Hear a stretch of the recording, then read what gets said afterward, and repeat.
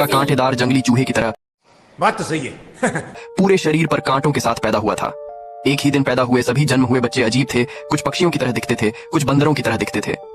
डॉक्टरों ने पाया कि ये बच्चों के शरीर में किसी तरह का एक वायरस है, इसलिए सरकार ने उन्हें अपनी हिरासत में लेने का फैसला किया।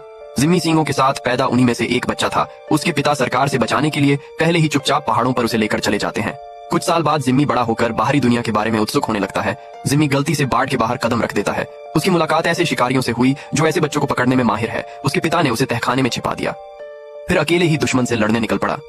जब वह वापस लौटा तो वह बुरी तरह घायल हो गया और कुछ ही समय बाद उसकी मृत्यु हो गई। अपने पिता के अंतिम शब्दों के बाद जिम्मी को अपनी माँ की एक तस्वीर मिली जिस पर एक जगह का नाम था, इसलिए जिम्मी ने उसकी तलाश करने का फैसला किया।